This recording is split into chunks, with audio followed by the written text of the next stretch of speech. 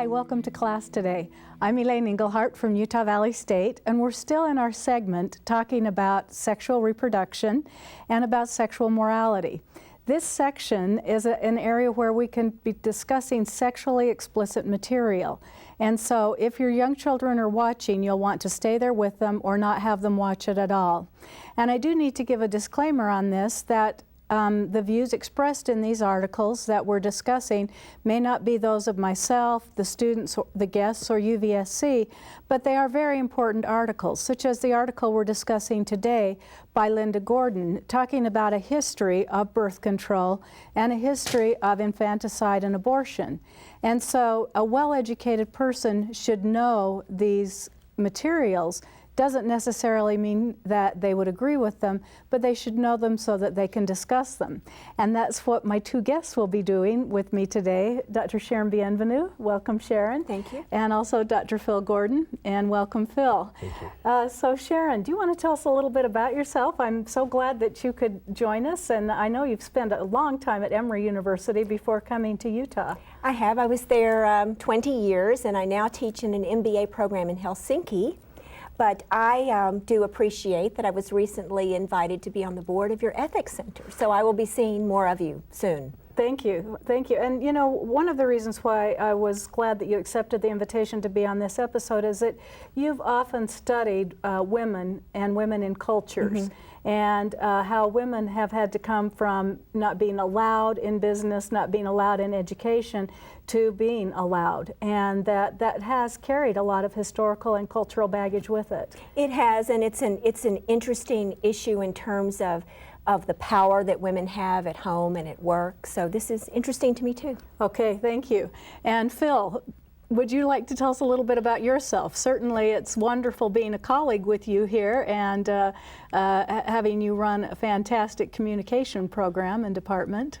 Thank you. Well, I guess I would say, relevant to our discussion today, especially the first article by Linda Gordon, my intellectual interests are all about how the world we live in is less important than the meanings we live in. And it turns out that things that we think are even the most natural, most basic, deepest part of ourselves that we think are pre-cultural, like sexuality, are in fact very much the product of social, cultural, ideological, even technological forces and histories. So that's my approach to the topic today. Well, thank you. And these are difficult topics to talk about. And sometimes we find ourselves a little squeamish, but we're adults and we're in a class where we're looking at issues of life and death.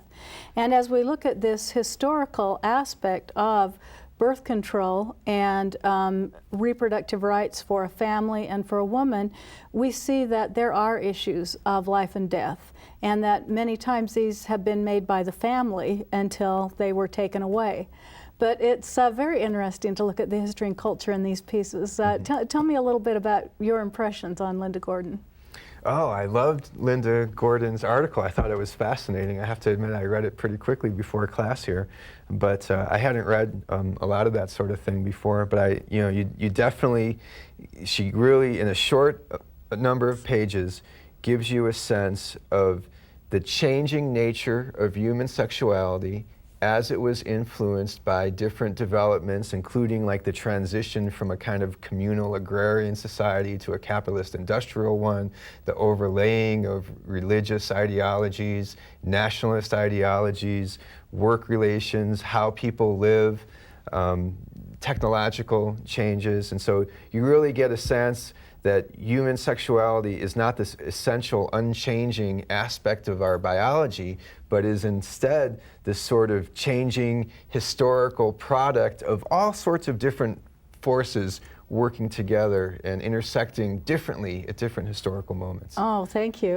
And Sharon, Linda Gordon comes to us, and first of all, from the University of Washington, University of Wisconsin at Madison, and then I believe that she's now at NYC. And she's always done this work in the historical views on women, and particularly families and reproductions. And this being an interdisciplinary class, then why do you think it's so important that we bring up these historical aspects, that it be an element of studying women and men?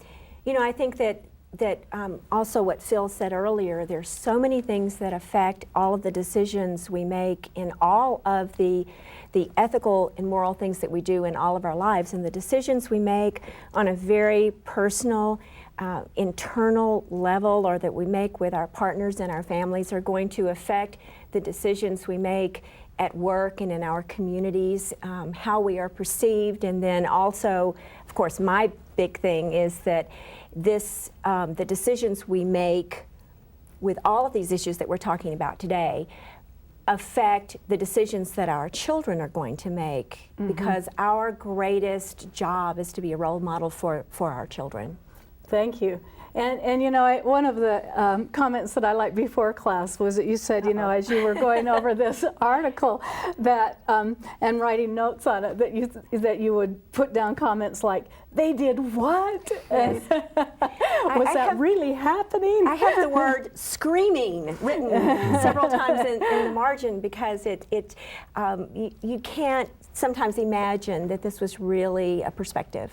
Okay, so these can be difficult topics. They can be difficult subjects, and maybe we wish that it wasn't part of a perfect world, but it's not part of a perfect world. So, and the students helping us today are John and Kisper. Thank you very much for being here. And Rhonda and Cassie. Thank you to both of you. So let's go ahead and pull right on into the article. Well, unless any of you have anything that you'd like to say about the article first. So we've had some pretty good introduction from Phil and Sharon. Did you have a comment, Cassie? It was just really surprising. There were a lot of things that I didn't know, and it was interesting and kind of horrific to read. I think that's a very important part of having an interdisciplinary ethics class, that you're not just studying the philosophical implications, but you also see history and how history reflects on the ethics that we've developed in these areas. So Cassie, I'll go ahead and have you read the first couple of graphics for us. Okay. Birth control has always been socially regulated in some way. This is because birth control has consequences for two social issues crucial to overall social development: sexual activity and population size. And continue. There has been an especially strong causal connection between the subjection of women and the prohibition on birth control. The latter has been a means of enforcing the former. Okay, thank you very much. So we start off then with two very controversial concepts. And who wants to tell us a little bit about these two controversial concepts? How about you, Rhonda? Well, birth control at one point in history was open to women but not to men, which is kind of ridiculous to me. But you know, it was a social no-no, you know, for men to practice any kind of birth control, even up until 35 years ago. You know, that may be a little, you know, understood there, but you know, at the time that I grew up, I grew up in Michigan, where it was a Catholic influence, and there was no birth control allowed at all, ever. So it was interesting to me. Okay, thank you. And in fact, that's one of the areas that we'll be discussing in this piece. And so from Cassie's area, then it's going to say, well, birth control then has been regulated. So people always knew about birth control, but basically it's been for two reasons, and actually three. Number one, sexual activity that you were talking about. Number two is going to be population size. But number three is going to be women's roles. Phil, can you tell us a little bit about those three aspects? Yeah, you know, the first actual point I want to make about that quote is that it's got that nice strong sentence that, where is it? Birth control has always been socially regulated in some way. And you know, I think that we're used to thinking about birth control as a relatively recent and modern invention. Yeah. And the fact is, birth control goes all the way back. I mean, they're talking about the pre-Christian old-time Jews at the beginning there, practicing withdrawal or coitus interruptus and rhythm. And the idea that even back then, that was a source of concern and discussion, and those practices had to sort of get structured through all these different social ideological filters. So just that to me is sort of puts a kind of interesting spin on the whole problem. And it's not a new problem, it's an old problem that we've been struggling with for a long time. And then on those the issues about the fact that she says it's related to sexual activity, I think, and population size, and those we're used to thinking of sexuality as very personal and individual, but really sexuality is in fact very social. It's socially constructed, socially understood, and it has huge social implications, not just for, if my husband has sex with somebody else, I'll feel jealous, but the idea that the society itself has a stake in sexual practices because sexual practices determine population levels. And of course, the social needs for population increase, stability, or decrease change over time. And thus our understandings of sexuality and our approaches to regulating birth control change over time. And I think that sort of sets the stage then. She gives you the sort of last 5,000 years of human sexuality. But gives us more detail on it, too. But let me ask you a question about that, because when we're talking about population growth, there are so many issues where people disagree. If we look at the world today, there are going to be people who think that there are way too many people for the planet, and yet there are people who still believe that more children is a better thing than fewer children. So how do you then deal with that issue of population? And and a third way you can look at that too, Sharon, is as we were talking about Finland. In Finland, they would absolutely like to see their population increase. Right. And so they will discourage birth control. Certainly they are not going to prohibit it or make it unavailable in any way, but they will give incentives for having children. They do. And so they would very much like to bring forward the notion of, have children, increase population size and not cut back on sexual activity, but also it can have an effect on the role of women. But this also brings up another issue that was in our reading somewhere about the concern for education, and that very often the decision for or against birth control was about educating your children. And this is, I think, an issue in Finland, is that they recognize how expensive it is to raise a child and how important education is. And so they wait longer to have children. They will have fewer children and celebrate this child and focus on this child a lot. But the response to that has been that their population is going down. Absolutely. And so they put in incentives such as, if the mom will have a baby and stay home, we'll keep her job open for 3 years and we'll give her a lot of social benefits.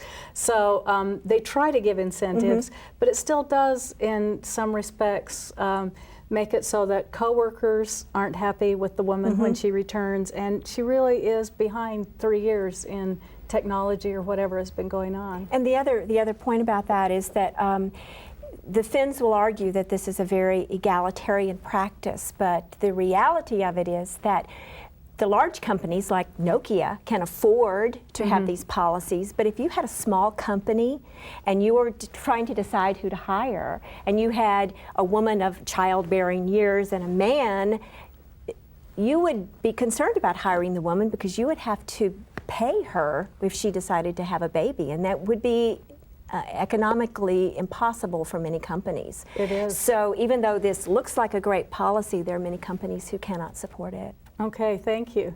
And I'm going to take us back just even another step, John, and the step is, so why are we even talking about birth control when we're talking about sexual morality and children and abortion? And basically we're talking about it because if someone is practicing birth control, then they won't be moving on to the next steps of pregnancy, unwanted pregnancy, and other things like that. But do you want to tell us the squeamishness of discussing birth control, and also why it's important? Yeah, well, there's an idea that birth control shouldn't even be used because it interferes with procreation, and procreation should be the only reason to have sex. And so when we talk about birth control, we're going against that idea that sex is just purely procreative. And so that brings up a lot of issues. Okay, thank you. And Kisper? Well, and it's difficult because everybody does have a different point of view on birth control, on abortion, on things like that, and so it makes conversation on it and viewpoints difficult to discuss.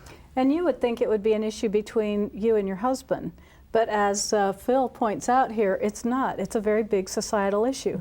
And you've got lots of people who are involved in this discussion. Right. And at present, birth control is not paid for by several insurance plans in this state for women. So it still remains a social issue, one that is not completely personal for you. Did you have another comment, John? Yeah, not only that, but Linda Gordon points out that birth control is in some way associated with the subjection of women. And I guess, I mean, we saw a little bit of that when we were talking about the situation in Finland, but do we have other historical examples of that we can mention? Well, yes, and we will be. So let's move on to those graphics in just a minute. Let me get Cassie's comment, and then we'll talk about birth control and especially lack thereof. Results in the subjugation of women. Cassie. I was just going to talk about the subjugation of women, just merely the fact that if birth control isn't available and a woman does get pregnant, she is stuck with that physical burden, and the man isn't. Is just just one obvious consequence that can be considered subjection. Okay, and as this article points out, that if a woman does have an illegitimate child, the man walks away and takes no responsibility, her reputation is ruined. Right. And so in many of these societies, then the family will take it upon themselves to say, we need to have an abortion, or we're going to commit infanticide, but we're not going to have the reputation of this family ruined because of the pregnancy of our daughter. Or that women, when they were pregnant, went into, what was it called? A nunnery or something. Right, they just were gone, and Aunt Marge's had to disappear for 9 months or whatever. Yeah. I don't know if that happens so much in the United States anymore, but it does happen in the world still. Oh, and used to happen in the United States quite a bit, but doesn't so much anymore. Yeah. Although I find your comment interesting, about insurance companies that some that will not cover the cost of birth control when Viagra and other things are always covered. And still are. Yeah. Yeah, thank you. Well, let's continue on with this very healthy discussion. Did you have a point, Phil? Well, I was going to say, that example comes from the history here. She sort of tells this story of how the old-time Jews and the early Christians seem to be sort of pro-sex. You know what I mean? We were talking about earlier before we started filming about how the Talmud was very clear that a husband had a duty to give his wife pleasure, and that at a certain moment, and that Jesus was apparently shocked people with how pro-woman he was, and that at a certain point in history, especially coinciding maybe with the beginning of industrialization, you got women becoming more independent, able to make money and things like that, and there was what Susan Flutie, I think, would call a backlash against women, and you got this cultural phenomenon of prudery, that along with it came this sort of theory of the sexualities, that they were opposite, and that the man's sex drive was very strong, that the woman actually, not only was it shameful and dirty, but that she didn't have a sex drive. And I was just thinking that under that sort of an ideology, it would make perfect sense to give a man Viagra, but to deny the woman birth control, because the man, if his sexuality is not working right, he's broken. And with the woman, if she's having promiscuous sex, she's broken anyway. You shouldn't encourage it by having the birth control. So, that was a pretty good leap that birth control means promiscuous sex. But in this article, she points out that that's how some people saw it. Right. So let's read the next. And they still do. Yeah, they still do. And that there would be no need for her to have birth control because she shouldn't want to have sex. It's unnatural for a woman to want to have sex. Right. Whereas it's natural to need the Viagra, apparently.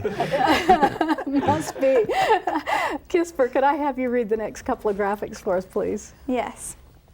Sexual intercourse, according to Augustinian thought, was inherently evil and could be justified only if procreation was its intent.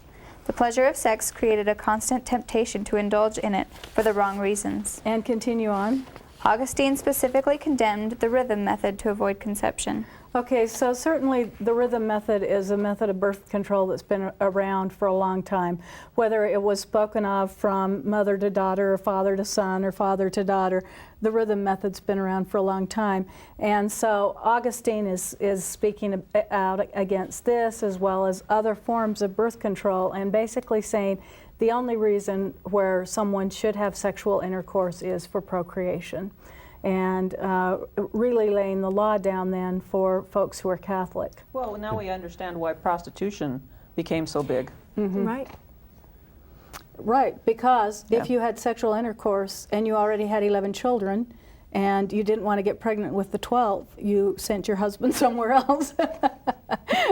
Okay, Phil. Or he went somewhere else. Right. I was going to say, it reminded me of that quote that you said earlier was your favorite quote in the We're getting to that. We passage, have to which wait. is- We can't do that yet. Oh, but we're here. Okay. Okay. Okay. That's okay. I don't know what I was going to say next time. There was something there, but it's gone. Okay, well, we'll just keep moving Okay. right along because I think this is the kind of healthy discussion Linda Gordon would like to have with the history of sexuality Sure. and kind of the back and forth with it. And the next place we move is once again Catholic with Thomas Aquinas. And then after Aquinas, we move into the Renaissance. So, John, would you read for us about Aquinas? Yes. In the 13th century, Thomas Aquinas dogmatized and codified the idea that even within marriage, sexual intercourse was justifiable only for procreation. Every act of intercourse was a sin unless performed with a reproductive intent. Okay, thank you. So if you have strong doctrines out there and you're a Catholic, then this is going to be part of your history. This is going to be part of your culture. And as Rhonda pointed out, then even continues today. Anything you'd like to add to that, Rhonda? So we've had the Pope on a couple of occasions tweak things a little bit, so the rhythm method is accepted, but any means of artificial birth control Well, I just is find still it not interesting, accepted. and maybe this is my own bias, but I see all of these men who cannot marry or who choose not to marry dictating what love means, what sex means, how to have children, when to have children. That always has bothered me.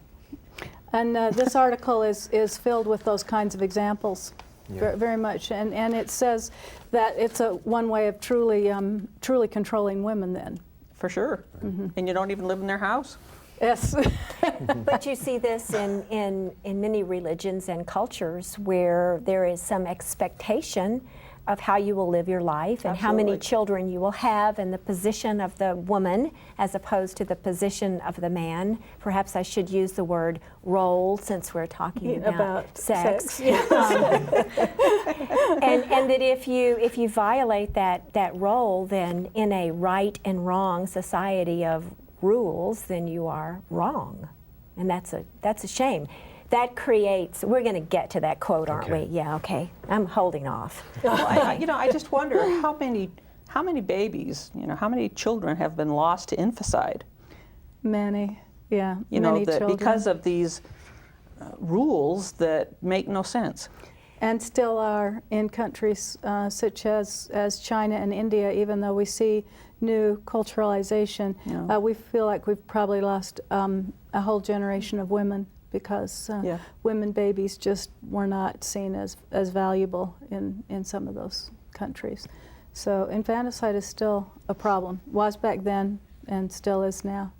Well, and as you say, how many women we have lost, I wonder how many women we have lost because they continue to have babies past their level of interest and ability, and so where they might have been able to make other contributions that would have been better for them, but yet they were required to continue to have more children. And this is, my personal opinion is that there there are women who can have many, many children and be a wonderful, wonderful mother. I was not one of those. My personal experience was that I had one and thought that was just fabulous, and I was finished because I knew that I personally could be a good mother and provide for one, and that more than that was going to be more than I could handle, and I was lucky that I had the opportunity to make that choice. Okay, and definitely we see historically many women dying in birth, and then a husband marrying another woman, and even some of our very famous women feminists in history dying in birth. So a tough area for us. Yes. Yeah, John. if I could, I'd just like to bring up, I'm a big fan of the feminist philosopher Simone de Beauvoir, and I know that she, and it goes along with this, she was in support of birth control as a liberating women, as a very feminist thing, and abortion was very important to her. She was very pro-choice because it finally gave women control, absolute control over reproduction. And since we're talking about that right now, I just wanted to bring that up. There are really good reasons why birth control has been important to the feminist movement. Okay, thank you. And Kisper.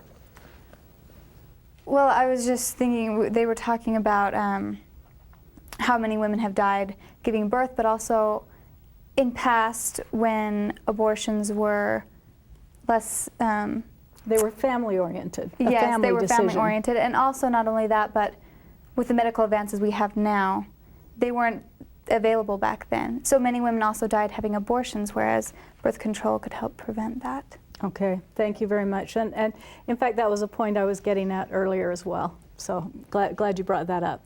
Well, let's go ahead and look at the next two graphics. And would you read these for us, Rhonda? Greater public approval of birth control during the Renaissance was produced not by a smaller family ideal, but by a higher valuation of extramarital sex.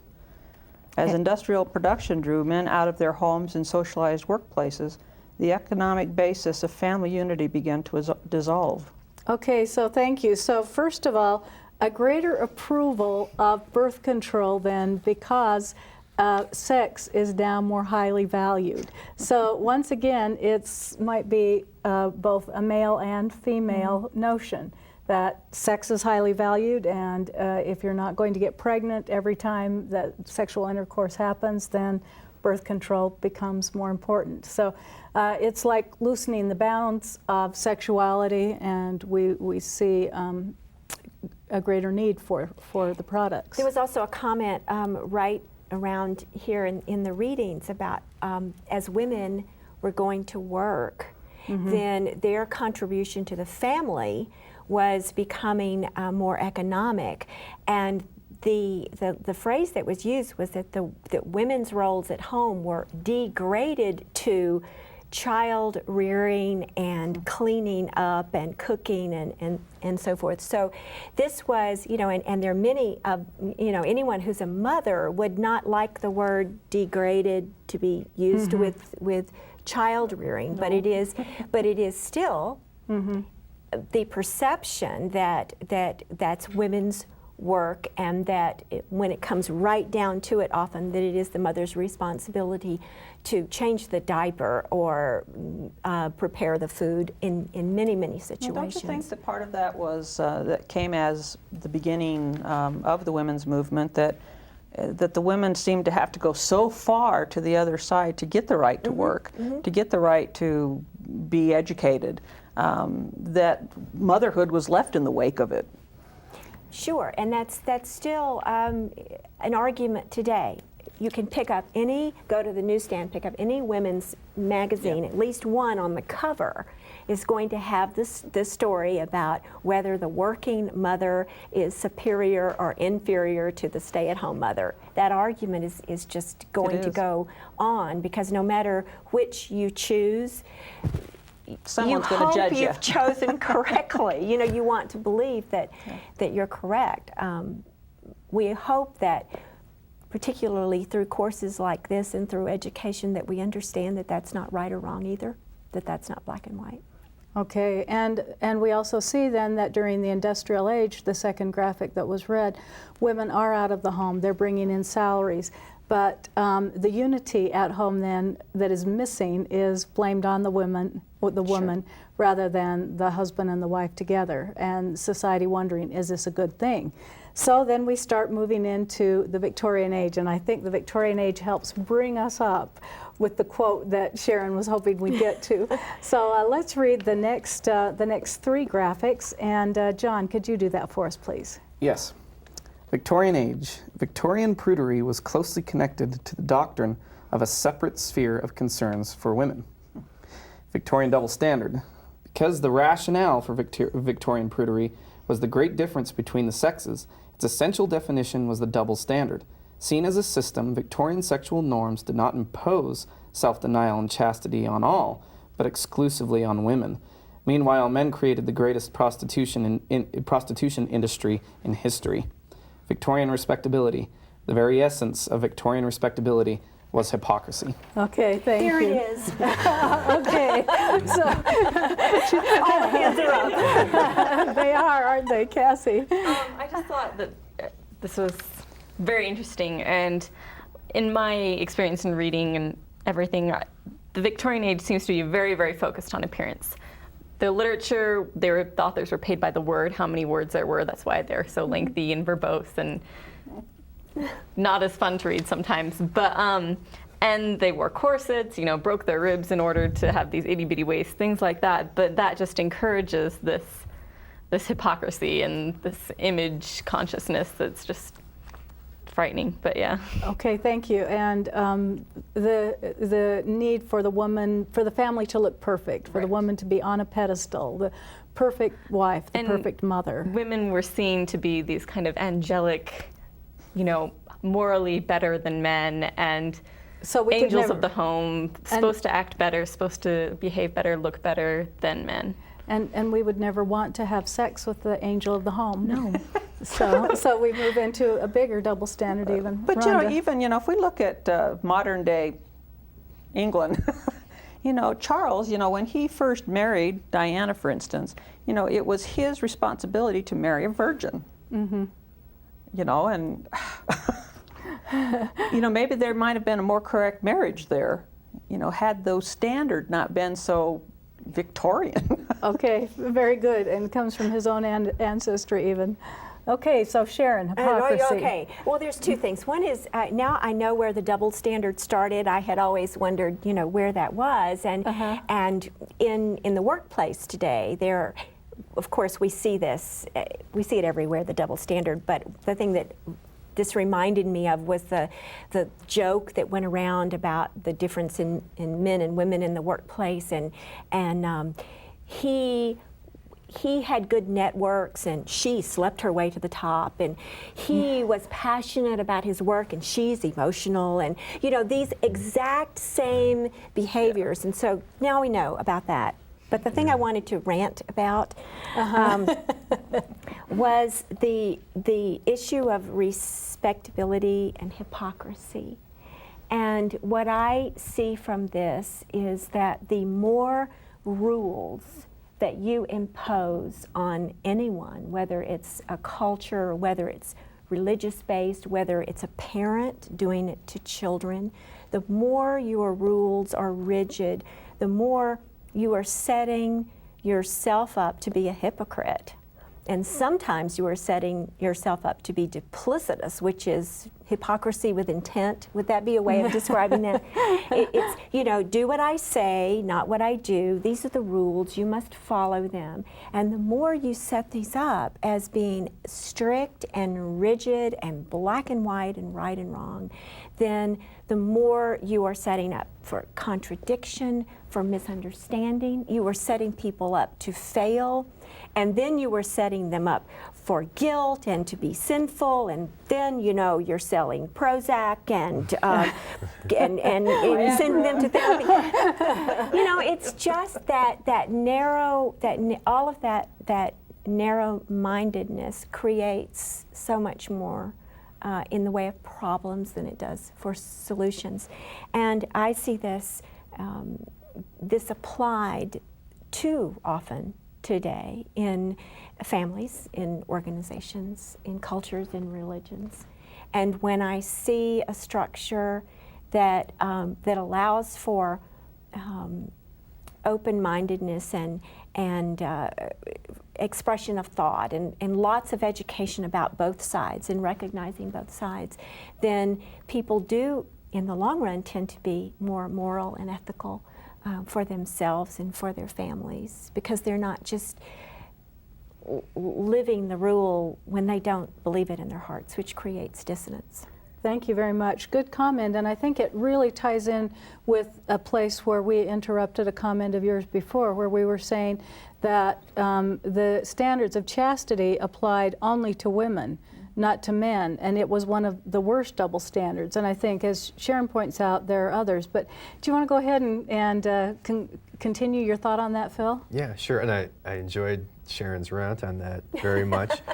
And I think it all is, it demonstrates the power of an idea, the idea of the double standard, and the persistence of that idea, even today in supposedly very modern kinds of areas where we've gone past that supposedly. And I just want to also really put a sharp point on this. What do we mean by the double standard? The double standard was this idea that came out during the Victorian age, where suddenly the sexes were suddenly defined in opposition to each other in a way that they hadn't been before. And much of that definition centered around the so-called natural sexuality of the two sexes, in which they created the double standard in which men have one kind of sexuality, which is strong and difficult to constrain. And then women had another type of sexuality, which was really not really a sexuality. It was an asexuality that they had control over, but that they were aware, supposedly the theory would be that they would be aware of the men's difficulty in constraining themselves. And they would evilly, in an evil way, sort of manipulate men by using their sexuality. And thus, it created a very narrow set of boxes for a woman to be in. It was what they often called the virgin or the whore. You know, you are either a virgin, where we've got you on a pedestal, and you're so holy, you have no lust, just a kind of ethereal love, that's not physical, or you're the worst kind of woman in the world. And then what did they do? They created a situation for women in which those were the only, because they had the theory that that was what women were, then in reality that was what women functionally became in that society. They had extremely repressed wives and extremely suppressed class of prostitutes who you could imagine what kind of low respect those women had in this society that just thought they were the worst kind of person, because they were in fact manipulating the uncontrollable lust of these men who had no moral responsibility for their actions, because really it was her fault for tempting my uncontrollable sexual passion. Right. Who made these decisions? Well, I think that when we see gradually how they are made, that we go back to an industry where the husband and wife were working together, whether it was on a farm or in a bakery or something else, and it was the two of them working together. And then we gradually see things changing in a society where both men and women are out working in industry. Women are bringing home the paycheck as well as men. Are they turning over that paycheck, or do they have too much freedom now that they have money? So now we need to bring women back into not having a paycheck and telling them their sexual role. And so many of these can be seen as religious roles and rules. Also that societal and community norms could say, this is how we think our women should be behaving. And the next graphic goes right along with what you were saying, Phil. We'll have Rhonda read that one for us, please. Right. Sex drive became exclusively a part of the masculine sphere of things, and some theories even denied that sex drives existed in women. Female chastity was no longer merely a man's right, but now also a woman's destiny. As a naturally asexual being, men were asked merely to moderate the extremes of their powerful sexual urge. Okay, thank you.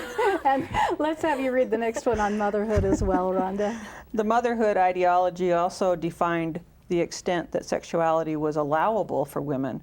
The only justifiable purpose of sexual intercourse for respectable women was reproduction. Okay, so then as we see in here, and she does put a lot of this on the church, on religion, and the definition is now back to Augustinian and Aquinas, saying the only reason to have sex is for reproduction. And if men have these huge drives, then we best have a thriving prostitution industry, but none of us will see it or look at it. And of course, you know, they're all horrible people, and even though we need them to support this system. So it's a very tough and dysfunctional home life, isn't it? This is something where things just, because roles are being defined and we don't see the husband and wife pulling together in whatever might have been their cottage industry or their farm or whatever, that suddenly these roles are defined for them, and we have a lot of artificialness then going on in the family and situation. what I see here too is that this is, you know, the duplicitous part, or is that we are making it sound so matriarchal. We are putting women as these mothers in this wonderful place, but it's really a way to put them in their place. So we're telling you that, you know, you are supreme and wonderful, but we're keeping you barefoot and pregnant. And so you wonder why we need Prozac. No, I haven't figured it out. John? I was just going to say, all of this, all these attitudes also gave sex itself a very degrading character. Because in order for a man to have sex with a woman, it's almost like he's got to, she's kind of pure and she's in this higher role. In order to have sex with her, she's got to come down in some way. And then if that's not the degrading sex that's happening, it's with prostitutes. And so and you only have those two divisions, really. And so sex itself became very degrading for both women and men in a lot of ways. Okay, thank you. And in fact, let's have Kisper read our next two graphics because they go right along with that, John. So Kisper. The repression of female sexuality may have been accomplished through physical as well as psychological changes. Women learned to hate their own bodies. Many women never undressed, even when alone, and bathed under their shifts. When they submitted sexually to their husbands, they remained clothed. For many women, sexual intercourse was reduced to such a quick act of penetration that they never had time to become aroused. Okay, thank you. Any Ma'am, thank you, ma'am. Doesn't that, I would think that this is where so much of the confusion has occurred for men, and I know that anytime a woman talks about a man as being confused, that sounds negative, but I don't mean it that way, is that that virgin or whore idea that, and so, you know, because the sex act would be one kind of thing, but yet it has to be so different.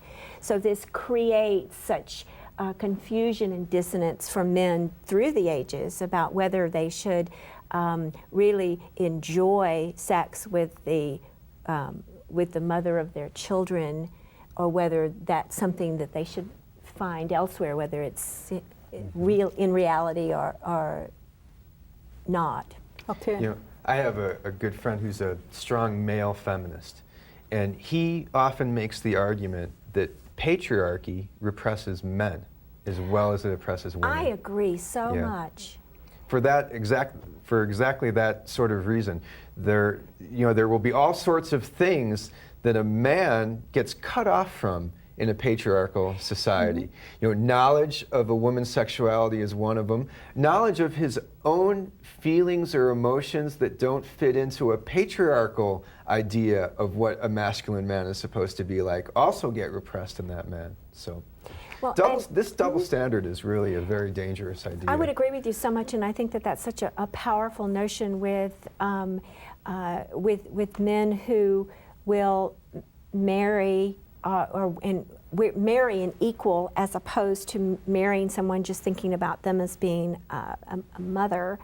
And I see that with my daughter, who is about to be married, and her circle of professional friends, they're all looking for life partners, and the idea of power couple is appealing to all of them, even though they all want children and they want everything basically. But it's not just the young women her age and in her group are not looking for someone who will support them financially. They're looking for that partner for everything, and it's a different mindset. Well, and let me interject there. I have a daughter and a daughter-in-law who are full-time mothers, and they feel that they are equal with their husbands, and they are a power couple.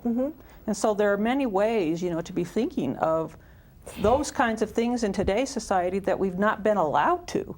Right, because they and these women, as a power couple and as a full-time mother, it's still set up so that the man can come home and talk about his day and she can talk about her day, and they are equal, although he may not want to know about. It's a new motherhood, though, today. It is, absolutely. John? I think I agree with you, Rhonda, that there can be a very powerful sense in women that choose to be mothers, but it's also really hard to separate how historically motherhood has been used to subjugate women. Right. And so to say that is almost like, it almost sounds like a anti-feminist statement, but it really shouldn't be. Well, and I don't mean it that way. I mean that it is very feminist, that they have the choice to make those kinds of choices, and their husbands are not these meatheads, that Sure, and let's go back in history, because we certainly do see overlap. You're trying from to keep history. us on track, aren't you, Ann? In today, but in 1873 then,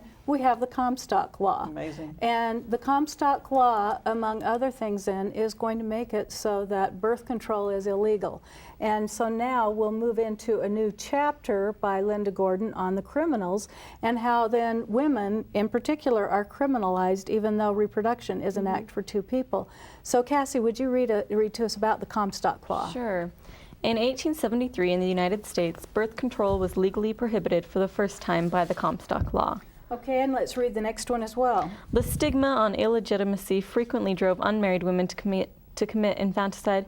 Abortion was much more common than infanticide, however. Okay, thank you. And so as Linda Gordon takes us along then into these notions, she's telling us that, once again, as Kisper was pointing out, reproduction was a family decision. If the mother in the family got pregnant and there was no way that they could support another child, it was a family decision if she was going to take herbs, or if her next door neighbor who happened to know how to do abortion was going to come over, but it was a very quiet thing. It was especially quiet if the daughter got pregnant. We didn't want anyone to find out, and the best way to preserve the family's reputation then would have been for just a quick abortion. If they didn't find out until late into the pregnancy, the child didn't stay around. There was infanticide committed. Yes, Cassie? This reminds me so much of the Prohibition Act on alcohol. And I don't know, The Great Gatsby takes place around that time period. And that's when alcoholism was rampant. And it's just kind of the same situation when you have all of these restrictions and all of these rules then. It creates, when you make the rules, then it creates the reason to break them. Yeah. And with the Comstock Law, then suddenly the rule is out there and now just waiting to be broken, and waiting for social commentary. Rhonda? It's only been, legally speaking, it's only been since, in all states, the children who if you want to call them illegitimate, I hate that word, but illegitimate children up until the mid-1980s could not have any part or piece of a parent's inheritance. It was a terrible thing. Through the a terrible thing that was mid-1980s. not taken care of. Yeah. And in some countries is still that's This is still the the United case. States, though. Yeah, yeah. So it sort of shows how the misplaced morality of Victorian prudery leads to truly horrendous immoral acts. It does, true, because that's what we would say about infanticide. Right, exactly. That because they're so ashamed of it, then they'll actually wind up murdering babies. Right. Yeah. Or because they know they can't afford it, that when the baby comes, they end up murdering the baby. So once again, seeing that birth control would have been so much more emotionally and spiritually and in other ways acceptable to the family, I'm sure. Okay, well, let's go ahead and pull up the next couple of graphics. And this just tells us a little bit more about the social pressures that are on women. And would you read this for us, John? Yes. Evil of the age. In 1871, the New York Times called abortion the evil of the age. Part of the reason for the matter-of-factness of Elisa Adams' letter was that most abortions were safe and successful. Okay, and the next one as well. Abortion advertised. A great and sure remedy for married ladies. The Portuguese female pills always give immediate relief. Price $5. Okay, thank you. And so now we have abortion going underground. It's no longer a family matter, but women are looking for ways, because they couldn't get birth control, they're now looking for ways to have abortion. So the New York Times calls it the evils of the age. We find women who have abortions that are botched and they're killed. In this article, Linda Gordon says it's much more safe than we really knew about. It's kind of like you really hear about the women who died, but you don't hear about all the ones that were successful, and that it was a simple procedure if done very carefully. But she does mention here that if some people feel like that it's, you know, the New York Times talks about the knitting needle in the eye of the fetus, which I know is not a good thing to notice, but it brings up the connotation of an abortion that's going to be unsafe and unacceptable. It just sounds horribly unacceptable for the fetus, the mother, everything. So this is now out in the open. It's not something that's done behind closed doors or quietly, and women are looking for poisons. They're looking for this Portuguese lady's pill. And there were all kinds of, as the chapter points out, all kinds of little telltale signs that if you're seeking women's relief, you know, this is where you can turn. Any thoughts or comments on that? If you want something bad enough, you will get it, no matter how dangerous it is. Cassie? Again, I'm just reminded of so many examples in history where when things are totally prohibited, it doesn't stop anyone from using them. If that's gun control, if that's, you know, the prohibition laws against alcoholism or drinking alcohol. Sure. Things like that, and yeah. Thanks, Cassie. And John? I'm just reminded here, I mean, we're talking kind of about sexually repressive environments, but at the same time we're talking about that, we're talking about how there were advertisements in the New York Times, or the New York Times was talking about abortion. They were talking about sex, and so there was a commentary that was being used to define sexuality even in a repressive environment. I think that's interesting to point out, and I am going to the philosopher Michel Foucault for that type of thing. But What thank bothers me you. about all of this is that throughout the society, in all circumstances, it's always something that the female has to do. It's Right. not, The female's there's the no villain. responsibility towards the man, you know, for any reason. The Whether it's a criminals- husband or... Yes, the criminals are the women. Doesn't have a uterus, but Well, and the other Yeah, thing but they're that raincoats. I'm sorry. yeah.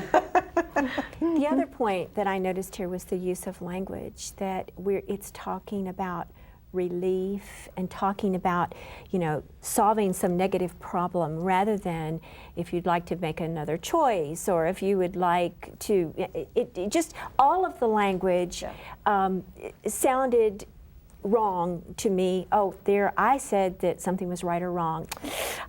It sounded pejorative and problematic. Well, it's Sure. the shame associated with it. Absolutely. Made it impossible for them to talk about it in a direct and mature way, and so it was all hidden and mysterious. And it makes pregnancy and procreation and child raising, it makes it more of a burden and a negative thing than how it should be. Which is, yeah, A a naughty joyful thing. choice. Right, and naughty also, but And you know, when I started teaching here, it was unacceptable for pregnant women to be teaching. That just the fact that a woman was pregnant and standing in front of a class was a bad influence. And so, yes, she was asked to leave until the pregnancy was over, and then she could come back. And I mean, so this is still in my lifetime Yeah, that that's we were amazing. seeing That things is like this. amazing. And I knew women who wore heavy corsets during pregnancy so that no one would know until it was right at the end, and not much could be done about it. So. that's amazing. Yeah, it is. Well, let's pull up the next two graphics, please, and we'll look at some more of the problems on reproduction. And would you read these for us, Rhonda? Abortion. Abortion then as now were most common among the married and seemed frequent in all classes. And the next one? And in 1903, there were advertisements. These two ads ran simultaneously in the New York Herald. Quote, Madam Grindle, female physician, guaranteeing relief to all female complaints, and ladies' physician, Dr. H.D. Grindle, professor of midwifery, guarantees certain relief to ladies in trouble, with or without medicine, sure relief to the most anxious patient at one interview, elegant rooms for ladies requiring nursing.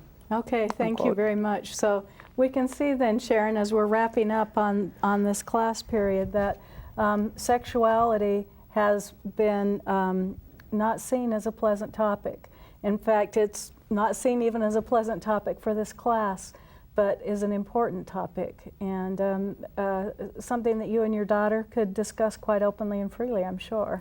And we have and do, but my takeaway from this is that the reason we study history is to learn from it. And yet I see so many applications of all of the negative parts of this rampant today with rules and regulations and right and wrong. And the overuse of them. The overuse of women being put in their place and what is right and wrong. I see too much of that, and so we need to learn more. And Phil, 15 seconds. I'm just most struck by the change over time of our notions of sexuality, and even though we think we're sexually liberated today, we're still carrying along the baggage of Victorian prudery and the double standard. Thank you. Very interesting reading. Thanks to Phil and Sharon for being our guests. My pleasure. And to you students. See you in the next class period. Bye-bye.